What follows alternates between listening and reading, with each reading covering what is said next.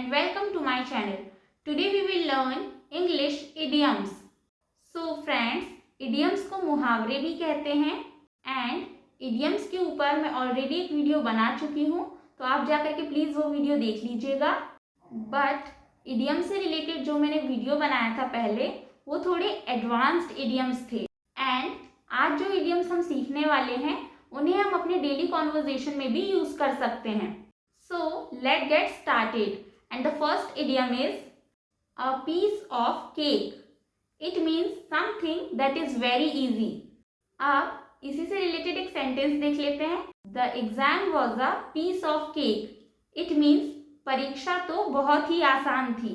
So friends, जब हमें कहना हो कि कोई काम बहुत ही ज़्यादा आसान है या फिर कोई चीज़ बहुत ही ज़्यादा इजी है करने के लिए, तब हम a piece of cake इस इडियम का यूज कर सकते हैं. Next idiom is once in a blue moon. It means very rarely. So कोई चीज अगर बहुत कम होती हो तो वहां पर हम ये वाला इडियम यूज कर सकते हैं. इसे एग्जाम्पल के जरिए समझ लेते हैं. I only go to cinema once in a blue moon. मैं सिनेमा बहुत कम ही देखने जाता हूँ. इट मीन्स कोई भी काम जब हम कभी कभार करते हैं तो उसके लिए हम ये वाला इडियम यूज कर सकते हैं. Next idiom is under the weather. It means feeling ill and the sentence is I am feeling a bit under the weather today. आज मेरी तबीयत थोड़ी खराब है. तो जब हमें कहना हो कि तबीयत खराब है, तब हम अंडर द वेदर इस इडियम का यूज कर सकते हैं. Next idiom is break a leg.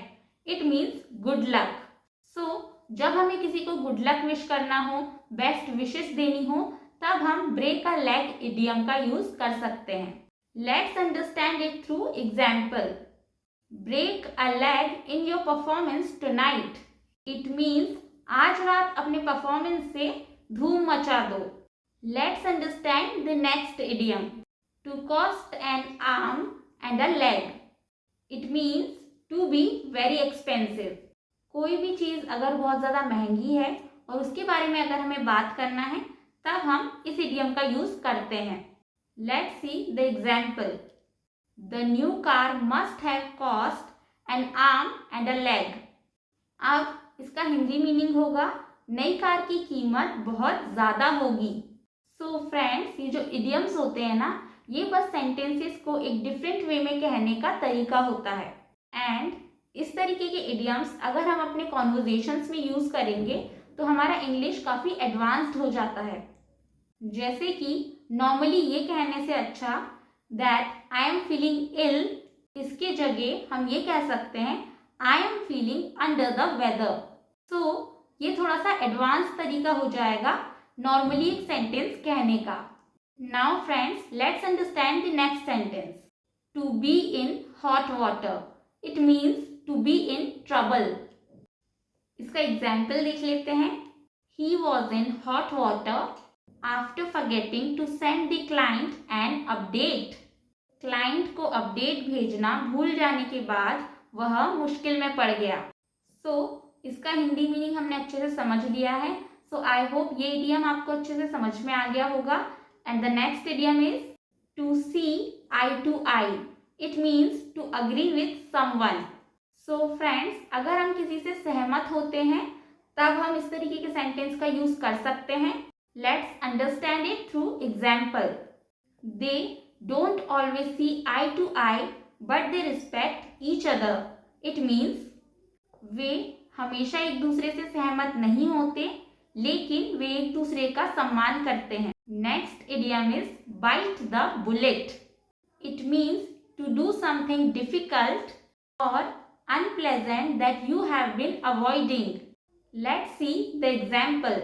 इसका मतलब होता है किसी ऐसी चीज को करना जिसे आप बहुत दिनों से अवॉइड कर रहे थे. फॉर एग्जाम्पल, अगर आप डॉक्टर के पास जाना अवॉइड कर रहे थे एंड एक दिन आप हिम्मत जुटाकर डॉक्टर के पास चले गए, तब आप इस इडियम का यूज कर सकते हैं. Let's understand it through example. I finally bite the bullet and went to the dentist. After waiting for months. It means महीनों इंतजार करने के बाद मैंने हिम्मत जुटाई और डेंटिस्ट के पास गया। Let's see the next idiom. When pigs fly, it means to say that something will never happen. So इसका मीनिंग है किसी ऐसी चीज को कहना जो कभी नहीं होने वाली है। Let's understand the sentence. I think she will pay me back my money when pigs fly. मुझे लगता है कि जब पिग्स उड़ जाएंगे तब तुम मुझे मेरे पैसे वापस कर दोगे। सो फ्रेंड्स, इस तरीके की चीज कभी हो नहीं सकती है। We all know that pigs can not fly. So अगर हमें कभी ऐसी कोई बात कहना है जो कभी हो नहीं सकती है, तब हम ये इडियम का यूज कर सकते हैं। Next idiom is hit the books. It means to study hard. इसका हिंदी मीनिंग है मन लगाकर पढ़ाई करना। Let's understand the example. I have a big exam next week, so I need to hit the books. It means अगले हफ्ते मेरी बड़ी परीक्षा है तो मुझे किताबें पढ़नी होगी। Next idiom is to pull someone's leg. It means to joke with someone. So friends, जब हम किसी के साथ हंसी मजाक मस्ती मजाक करते हैं तब हम इस इडियम का यूज कर सकते हैं। So let's understand the example. Of course I am not tell him I am only pulling your leg. बेशक मैं उसे यह नहीं बताऊंगा, मैं केवल तुम्हारा मजाक उड़ा रहा हूँ। Next idiom is miss the boat. It means to miss an opportunity. So इसका मतलब होता है किसी अपॉर्चुनिटी को मिस कर देना। Let's understand the example. The ticket sold out fast, so we missed out boat. It means ticket जल्दी बिक गई क्योंकि आप चूक गए। Next idiom is hit the sack. It means to go to bed. Let's understand the example. I am so tired, I think I am gonna hit the sack. इसका Hindi meaning है मैं इतना थक गया हूँ कि मुझे लगता है कि मैं सो जाऊंगा। Next idiom is fit as a fiddle. इसका हिंदी मीनिंग है to be in very good health. And the sentence is, her uncle is 90 years old, but he is still as fit as a fiddle. It means उसके uncle 90 साल के हैं लेकिन वे अभी भी एकदम फिट है।